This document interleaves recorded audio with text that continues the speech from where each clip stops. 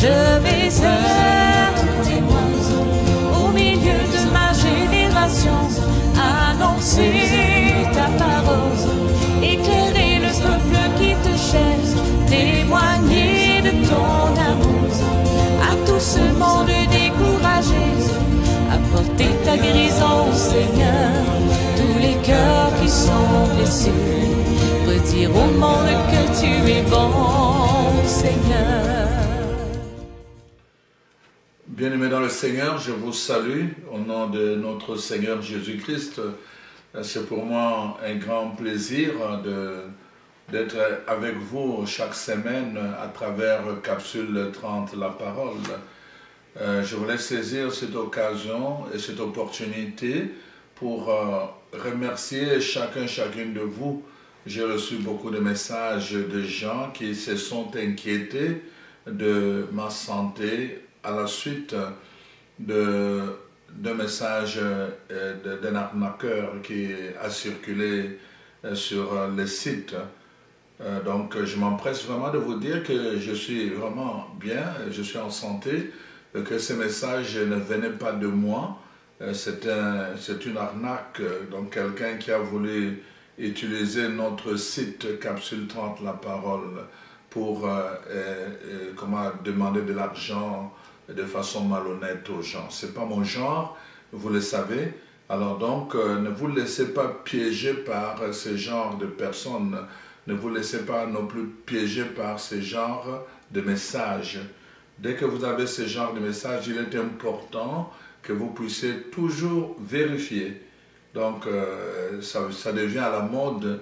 Les gens vont utiliser toutes sortes de méthodes, même à souhaiter la maladie ou encore la mort à quelqu'un, simplement pour attirer la compassion des gens et pour, à leur insu, en vouloir leur dérober de l'argent. Alors, vraiment, tenez ça pour dit, parce que ça c'est arrivé avec nous autres, ça peut arriver à n'importe qui. Ne faites pas toujours fi au message, n'est-ce pas, général comme ça, que les gens vous envoient, surtout quand ça touche une demande d'argent. Alors, soyez prudents. Vraiment, soyez prudents dans la vie, soyez prudents avec tous ces genres de contacts, soyez prudents aussi, vérifiez toujours l'information. Alors donc, merci encore, vraiment que le Seigneur vous bénisse pour votre compassion. J'ai beaucoup apprécié l'attention que vous avez manifestée à travers de messages, à travers des téléphones pour s'enquérir que cette nouvelle était réelle ou pas. Alors donc voilà. Aujourd'hui, je voulais juste faire cette mise au point pour vous dire, vous voyez, je suis en forme, je suis en santé, donc je peux continuer mon service dans l'évangélisation tant que le Seigneur me maintient dans cette santé. Alors, soyez bénis. Le message d'aujourd'hui concerne le chemin de l'éveil. Le chemin de l'éveil pour les disciples du Christ. C'est important dans notre démarche que nous puissions aller de profondeur en profondeur. Donc c'est important que nous apprenions des choses qui nous concernent et qui concernent notre croissance spirituelle. Et le chemin de l'éveil concerne notre croissance spirituelle. Ça touche à la sagesse, ça touche à la vie intérieure et ça touche évidemment à la méditation. Alors donc, le livre de Proverbes, le chapitre 24, verset 14, dit ceci: « Connais pour ton âme la sagesse. Si tu l'as trouvée, alors il y aura un avenir pour toi. » Donc, si tu as trouvé la sagesse, il y a un avenir d'assuré pour toi. Alors donc, le chemin de l'éveil, c'est vraiment le chemin qu'a emprunté plusieurs sages dans la vie et dans l'histoire, le chemin de l'éveil. Alors, si nous regardons la parole de Dieu dans l'évangile de Jean, nous voyons, Jean commence par présenter Jésus. Il commence à présenter Jésus en lien avec la vie et en lien avec la lumière. Alors, il va dire qu'en lui était la vie et il était la lumière, donc qui est venu dans le monde. Et au verset 9 en particulier, le chapitre 1er bien sûr, le verset 9 en particulier dit il était la vraie lumière qui, en venant dans le monde, éclaire tout être humain. Jésus était la vraie lumière. Il est venu pour éclairer, pour apporter la lumière, pour apporter la sagesse, pour apporter la direction, donc pour apporter le sens à notre vie. Il est venu donc pour apporter cette lumière. Et la parole déclare que malheureusement, le monde ne l'a pas accueilli. Le monde n'a pas voulu accueillir sa lumière. Pourquoi? Parce que leurs œuvres étaient des œuvres des ténèbres. Alors donc, le monde n'a pas accueilli. À cause de cela, Jésus, n'est-ce pas, va commencer à s'entourer de quelques personnes. Donc, on voit d'abord une ceinture de 12 personnes et progressivement, n'est-ce pas, il va aller chercher 72 disciples. Et donc, c'est comme ça que Jésus va opérer.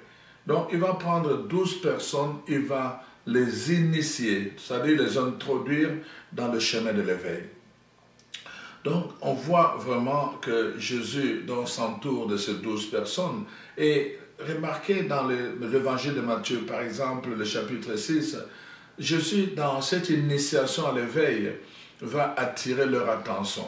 Et dit, vous, n'est-ce pas, observez. L'éveil commence par l'observation. Observez. D'abord, premièrement, les oiseaux du ciel, observez-les. Et deuxièmement, observez le fleur des champs. Donc, vous allez voir comment ces choses, sans travailler, ils sont pourtant nourris.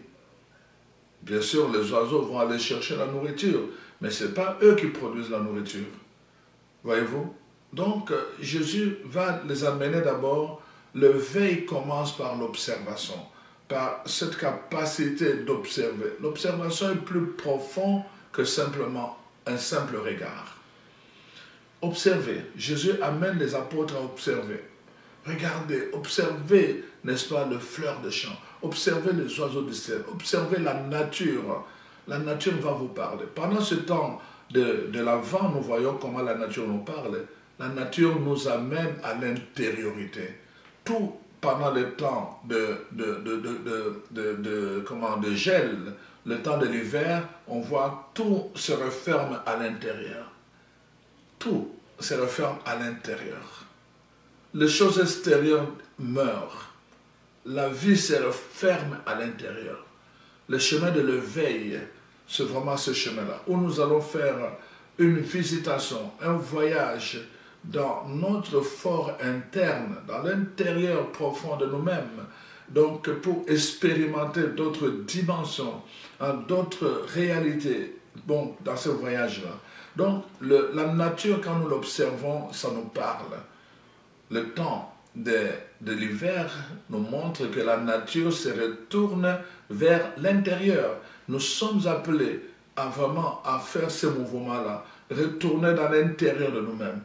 À l'extérieur, il y a tellement de choses qui nous distraient. Il y a tellement de mouvements. Il y a aujourd'hui tellement de violence. De violence verbale, de violence au niveau de la musique, de violence au niveau vraiment des mots, la violence physique. Il y a tellement de violence au niveau des regards. Que si nous ne prenons pas le temps de retourner au-dedans de nous-mêmes, nous allons passer toute notre vie sur cette terre sans comprendre pourquoi nous sommes là. Seul, n'est-ce pas, quand nous n'avons pas cet élan qui nous tourne vers l'intérieur, nous allons demeurer superficiels et nous pouvons même ne pas trouver le sens à notre vie. Donc c'est pour cela que c'est très très important. D'ailleurs, c'est à cause de cela que, voyez-vous, tout tourne autour de la connaissance. La connaissance, ce n'est pas simplement le savoir, mais c'est plus que le savoir. Comme naski, c'est naître avec quelque chose. C'est plus fort que juste savoir quelque chose. Alors donc, la parole de Dieu nous dit, Dieu veut que tous les humains, n'est-ce pas, parviennent à la connaissance de la vérité et soient sauvés. Dieu aussi souhaite cela, que les gens parviennent à la connaissance de la vérité. Quand nous avons la connaissance de la vérité, notre vie ne peut plus être la même. Nos attitudes ne seront plus les mêmes. Notre façon de penser et de parler ne sera plus la même. Quand nous avons la connaissance de la vérité. La Bible dit, en opposition de ceci, que mon peuple meurt par manque de connaissance. Quand le peuple rejette la connaissance, il y a la mort. Quand le peuple rejette la connaissance, donc qui nous amène dans une démarche de l'intériorité, et des gens restent superficiels. Et la Bible dit, ils paraissent vivants, mais au-dedans d'eux, ils sont morts. Voyez-vous, chers frères et sœurs, le chemin de l'éveil commence par cela, par l'observation, par la connaissance. Mais la connaissance s'acquiert par l'étude. Apprendre à étudier les lois de la vie, les lois de la nature. Apprendre à étudier les lois du ciel. Apprendre à étudier toutes ces lois-là. Quand nous apprenons à étudier ces lois-là, nous acquérons cette connaissance qui nous fait comprendre que nous ne pouvons pas, n'est-ce pas, faire les choses n'importe comment et attendre de tels résultats. La Bible dit, c'est que l'homme aura sémé, il le récoltera. Si nous ne comprenons pas la compréhension, nous n'avons pas la compréhension et la connaissance de la vérité des choses, la vérité du ciel, la vérité du monde invisible, la vérité du monde visible. Donc, si nous n'avons pas la connaissance de toutes ces vérités, qu'est-ce qui va arriver? Nous allons mourir. Nous allons mourir par la souffrance, nous allons mourir par la confusion, nous allons mourir par le non-sens. Les gens meurent, c'est-à-dire qu'ils sont là, leur vie, ils vivent, mais ils n'existent pas. Ou plutôt, ils existent, mais ils ne vivent pas. Voyez-vous? Alors donc, ils vivotent. Donc, c'est pour cela que c'est important que nous comprenions pourquoi nous avons besoin de la connaissance. Nous observons les choses et nous apprenons à connaître les lois qui régissent ces choses que nous observons. Voyez-vous? C'est ça qui donne la connaissance, qui donne le veille. Alors donc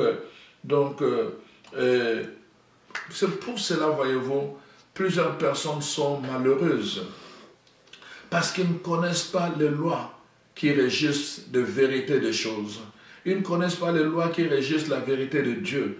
Ils ne connaissent pas les lois qui régissent la vérité des choses visibles et des choses invisibles.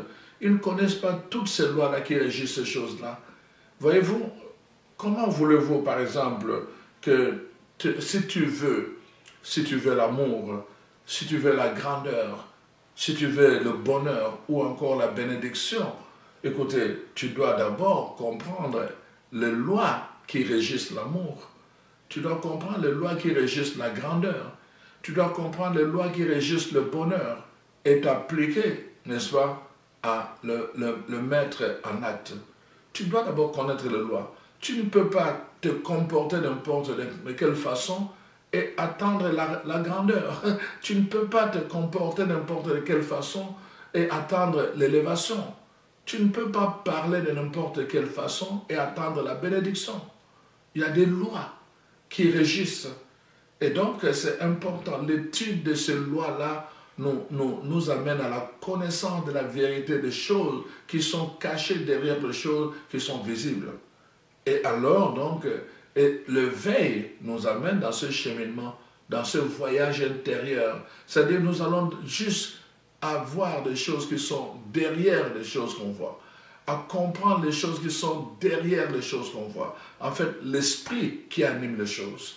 Quand nous comprenons les lois qui animent les choses, alors notre comportement, notre attitude devient conséquente, n'est-ce pas? Alors sinon, voyez-vous, quand nous avons un manque de connaissance de ces lois, qu'est-ce qui va arriver? Nous allons violer ces lois-là. Et en violant ces lois, nous allons évidemment, ça va nous empêcher à accéder à ce que nous désirons. L'amour, le bonheur, la grandeur, la bénédiction. Nous allons désirer cela, mais nous ne pourrons pas accéder à cela. Pourquoi? Parce que nous n'avons pas la connaissance des lois qui régissent ces choses-là. Voyez-vous, chers frères et sœurs. Donc c'est très important. C'est pour cela que plusieurs personnes échouent. Ils vont se lancer dans l'amour et ils échouent. Ils veulent avoir la grandeur, ils échouent. Ils veulent la bénédiction, ils échouent. Leur vie, c'est le contraire, c'est la malédiction. Pourquoi? L'ignorance de loi. Mon peuple meurt faute par manque de connaissance.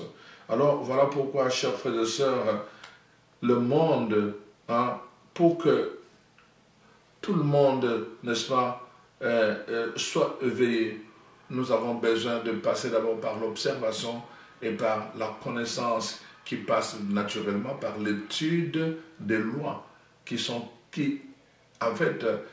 sous-tendent toutes les choses qui se manifestent dans le réel. Alors, pour que tout le monde, en fait, ce que je vais demander, pourquoi le monde n'est pas éveillé à ce secret? Pourquoi tout le monde n'est pas éveillé à ces choses-là? C'est ça, en fait. Donc, oui, les gens ne sont pas éveillés à ces choses justement parce qu'ils ont rejeté la connaissance, ils ont rejeté la lumière. Voyez-vous? Alors, qu'est-ce qui arrive? Ils peuvent regarder sans voir et ils peuvent, n'est-ce pas, entendre sans comprendre.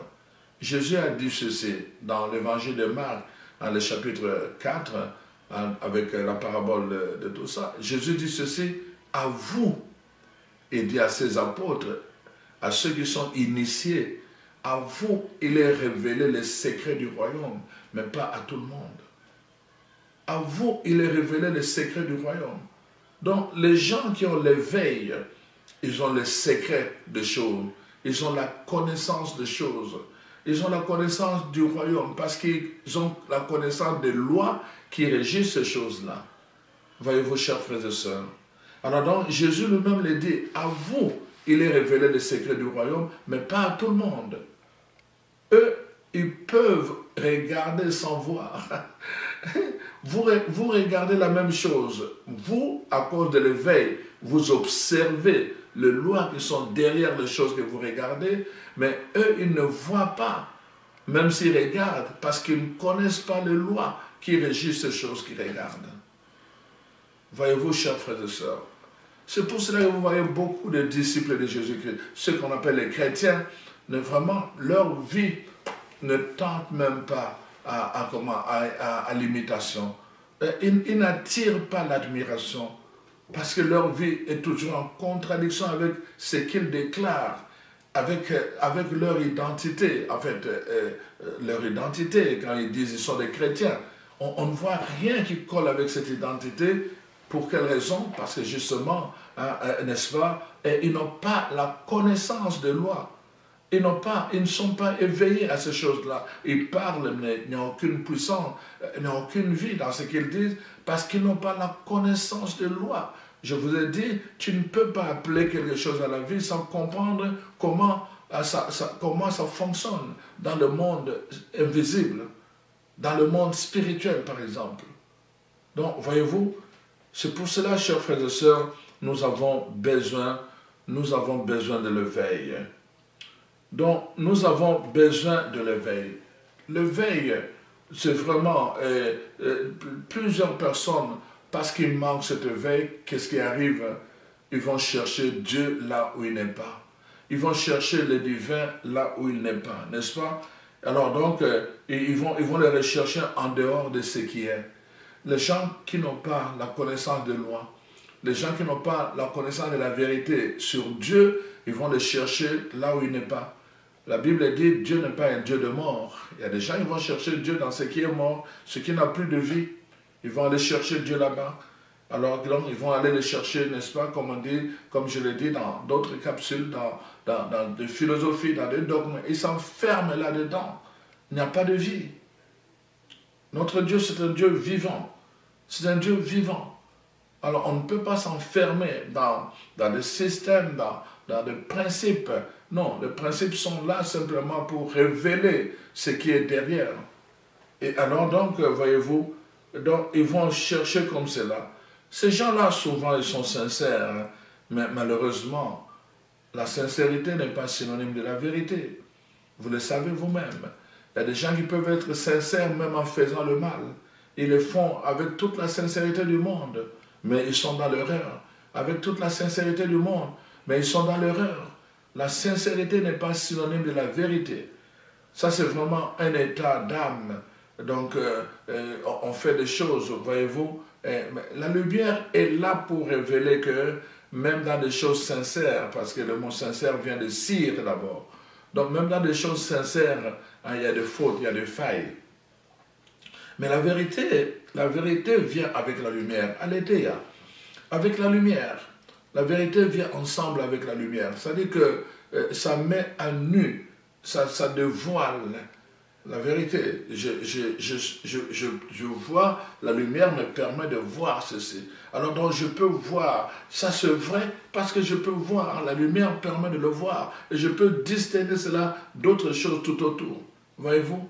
Je peux distinguer de cette boule parce que je vois la lumière, la vérité est là. La vérité est là, que je suis là parce que je vous parle et vous m'entendez. Ça c'est la vérité. Mais je peux être dans un songe ou dans un rêve et voir des choses. Je peux être sincère, mais peut-être parfois une illusion. Voyez-vous? Ça, ce n'est pas la vérité. Mais peut-être je suis sincère en disant cela. On a déjà vu quelqu'un crier, « Ah, un serpent !» On avait eu un ami comme ça. On était encore au secondaire. Alors, il avait dormi sur son bras. Et le bras était presque, comment je vais dire, avait perdu toute la sensibilité.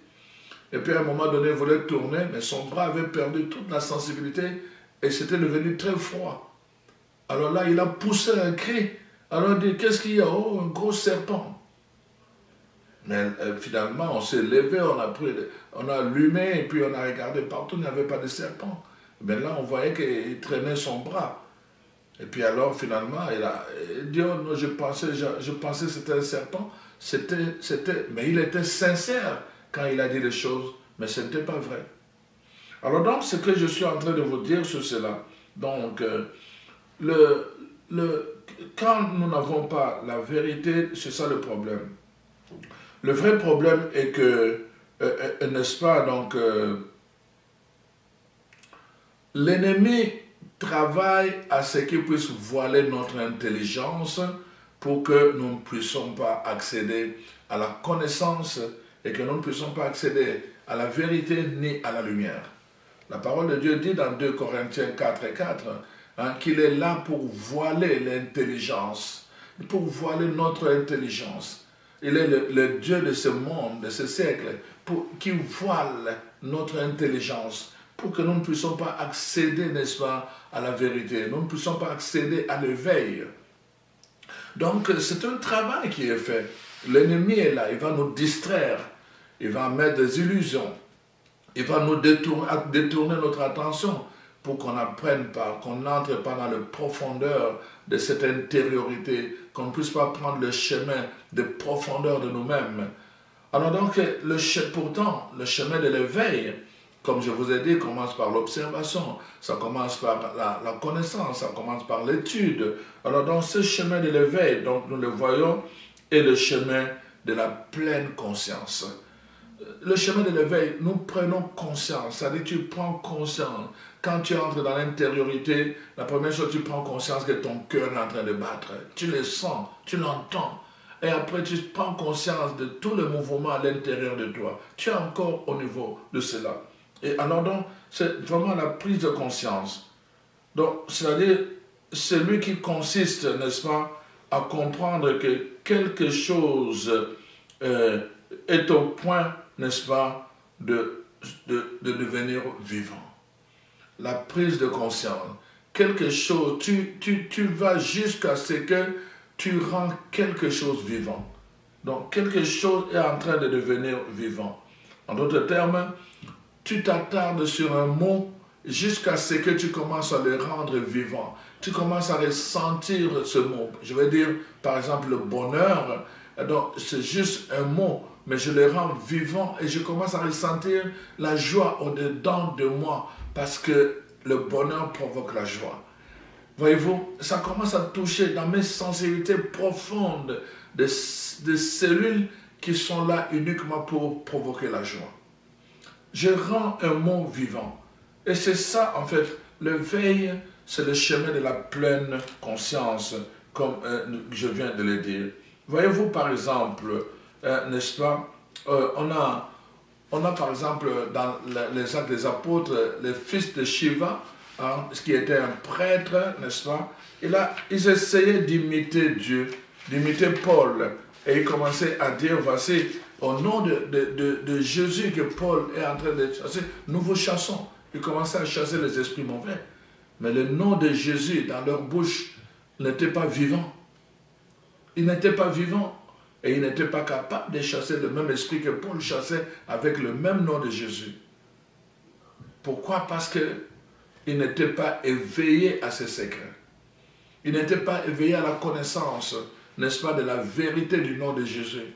Il voulait usurper ce nom et la conséquence c'est que, non, on le voit, la conséquence c'est que, en fait, ce qui s'est passé, l'esprit s'est emparé d'eux et l'esprit a pris le dessus sur eux et il les a dominés. Alors donc, nous le voyons donc, et c'est très très important. Dans la solution, c'est quoi? Comment parvenir à l'éveil? Pour parvenir à l'éveil, le chemin le plus facile, c'est le chemin de la méditation. Voici ce que le livre de Josué dit. Je prends juste un passage, Josué 1:8. La parole de Dieu dit, ces paroles que je te prescris aujourd'hui, n'est-ce pas, ne doivent pas s'éloigner de toi. Ne doivent point s'éloigner de toi. Médite-le jour et nuit. Alors, tout ce que tu entreprendras réussira. Médite-le. En méditant, qu'est-ce que ça passe? Tu le rends vivant. Ces paroles, rends-le vivant au-dedans de toi.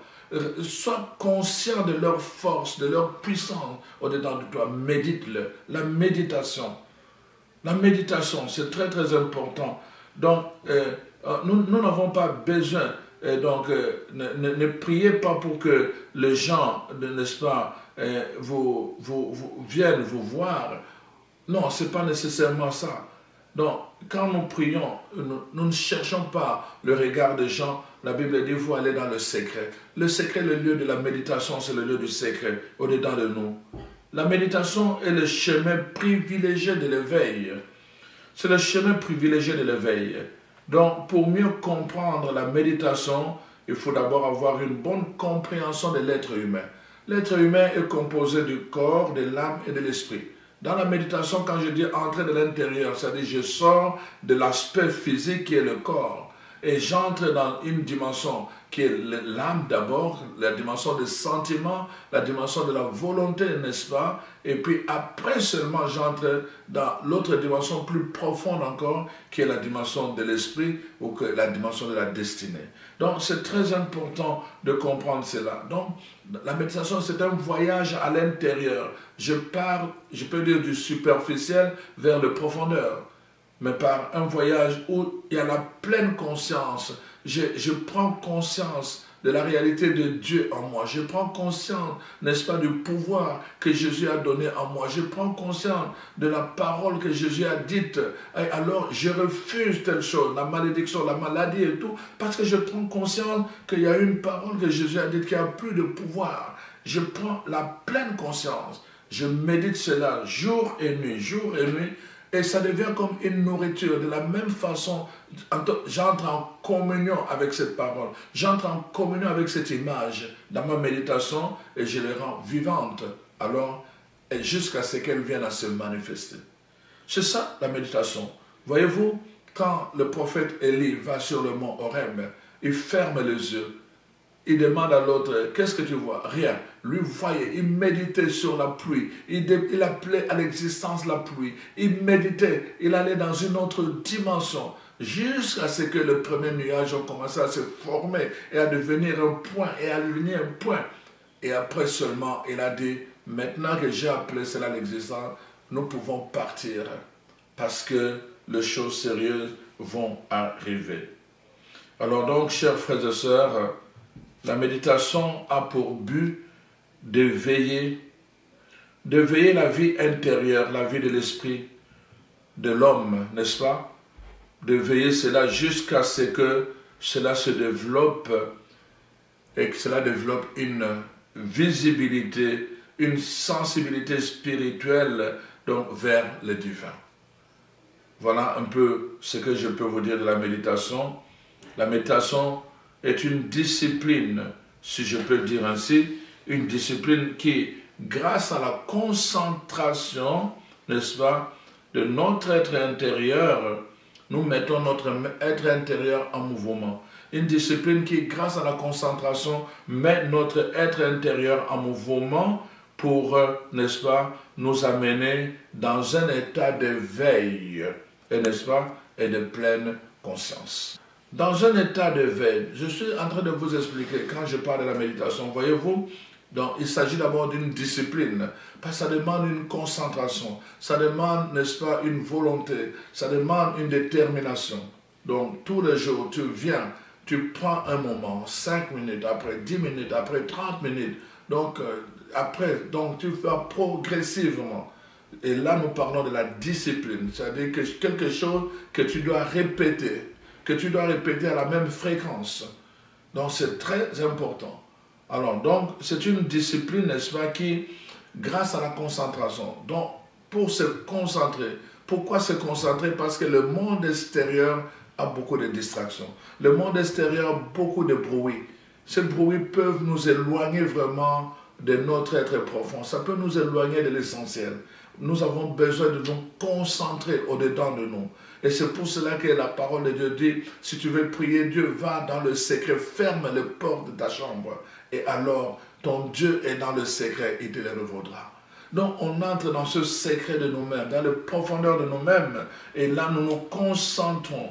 Et alors, cette discipline met en mouvement. J'ai parlé du voyage. On met en mouvement. C'est-à-dire, on parle d'abord de la dimension physique du corps. Je ressens mon corps parce que je suis sur une chaise. Je cherche à être confortable dans la méditation. Mais je ressens mon corps, je ressens ma respiration. C'est encore c'est du physique. C'est mon corps. Mais tu vois, ça me met en mouvement progressivement. J'entre dans une autre dimension. C'est la dimension de l'âme. N'est-ce pas, des sentiments profonds. La dimension de l'âme, de la volonté, voyez-vous, j'entre dans cette dimension-là, en mouvement. Ça me met en mouvement, cette discipline, progressivement. J'apprends à aller de profondeur en profondeur, jusque dans une dimension où je suis en quelque sorte dans le repos. Dans le repos, dans la plénitude. Voyez-vous, quand vous allez quelque part dans la nature et que vous êtes là sur une colline et vous voyez un lac et puis vous voyez la verdure et vous vous asseyez sans mots, vous ne dites pas un seul mot, vous êtes simplement là, on dirait que vous faites un avec le paysage, vous faites un avec la nature, dans le silence. Donc, dans la méditation, mais ça c'est à l'intérieur de nous, nous faisons, n'est-ce pas, cette démarche-là. Alors donc, sans la conscience, voyez-vous, le monde, je peux dire, le monde supérieur ne peut habiter en toi. Sans la conscience, le divin ne peut pas se manifester en toi. Tu as besoin d'être conscient, de vivre dans la pleine conscience. Alors donc, voyez-vous, pour faire cela, le problème qui empêche les gens d'arriver à cette pleine conscience par la méditation, c'est le fait que, en fait, sur le plan physique, parce que souvent c'est ça, sur le plan physique, ils ont de mauvaises habitudes qu'ils transfèrent sur le plan spirituel. Je donne un exemple. Dans la méditation, on prend aussi l'image, n'est-ce pas, de ruminer. Un animal, les mammifères en général, ils vont aller brouter l'herbe. Ils broutent l'herbe. Ils vont brouter. À un moment donné, ils se mettent en repos. Et ils commencent maintenant à remonter l'herbe et à commencer à mâcher, à ruminer, à mâcher. Ils vont ruminer et ils commencent à mâcher dans le repos. La méditation, c'est comme ça. Tu lis la parole, maintenant tu fais remonter cette parole dans le repos, dans une position de repos. Tu n'es plus agité. Et là, tu fais remonter la parole. Tu commences à mâcher cette parole. Tu commences à ressortir le goût, la couleur, la profondeur de cette parole, la puissance de cette parole. C'est ça que l'animal fait. C'est pour ça que Jésus dit, j'ai commencé en disant, regardez, observez les animaux, les oiseaux du ciel, la nature, observez ce que les autres font, parce que vous avez à apprendre. Il y a une connaissance que vous devez apprendre, ce que vous observez. Les animaux mangent comme ça, ils vont se reposer et après ils ruminent et ils commencent à mâcher.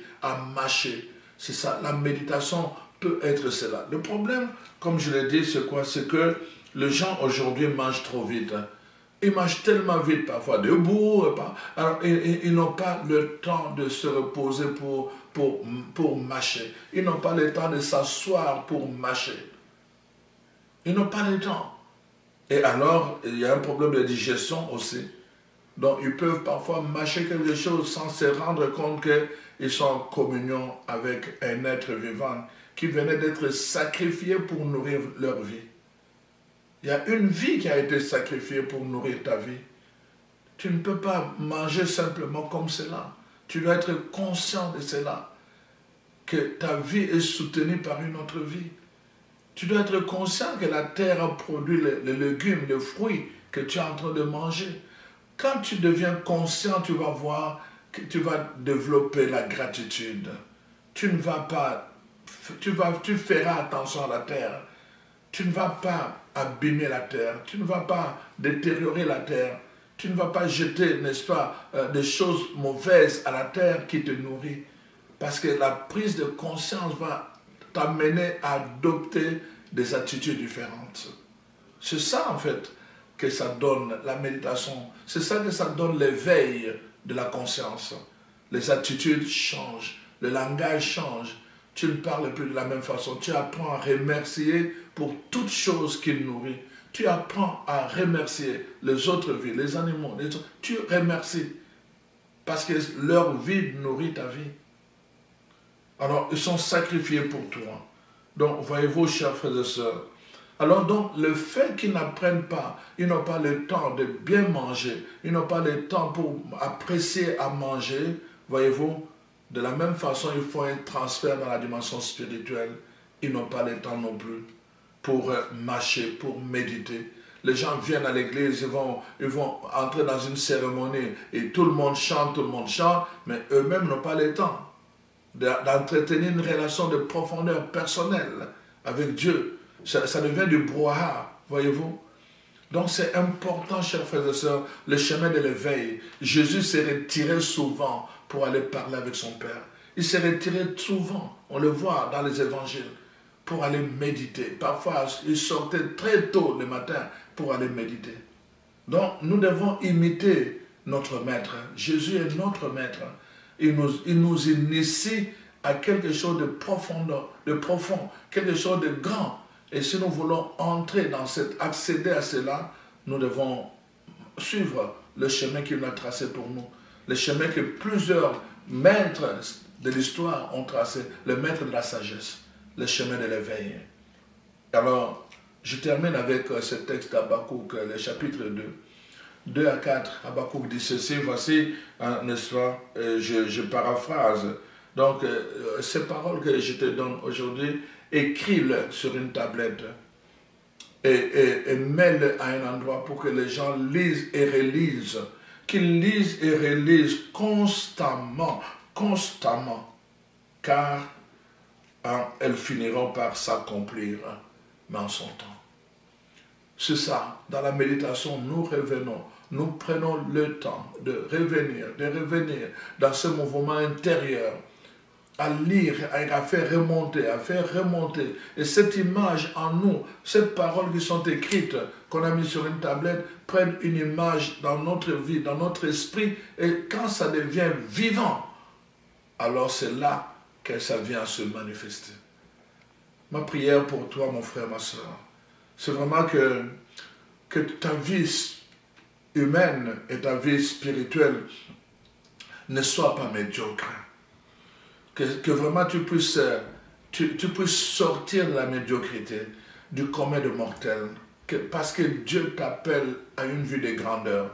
Dieu t'appelle à une vie de bénédiction. Mais le chemin pour entrer dans la grandeur et dans la bénédiction, c'est le chemin de l'éveil, de la pleine connaissance, de la pleine conscience aussi. Alors que le Seigneur vraiment te visite en ce temps où toute la nature est en train de nous apprendre à retourner à l'intérieur de nous-mêmes. Que le Seigneur vraiment te visite et te conduise dans cette intériorité, là même où il t'attend, dans le secret de ton cœur, là où Dieu t'attend, parce qu'il va te, comme il dit, il te revaudra. Alors que le Seigneur te conduit dans cette intériorité, que toi aussi tu expérimentes la puissance qu'il y a dans la présence de Dieu, dans le divin, mais aussi dans tout ce que le ciel apporte sur la terre, pour que ta vie puisse être vraiment la concentration de la manifestation du ciel sur la terre. Le chemin pour permettre cela, c'est le chemin de l'éveil, le chemin de la connaissance, le chemin de la concentration, le chemin de la méditation. Alors que vraiment le Seigneur te bénisse, que ta vie, vraiment avec cet enseignement, puisse prendre un nouvel élan et trouve une nouvelle motivation pour que les choses, que ton attitude change pour le meilleur. Sois béni au nom de Jésus et à la prochaine.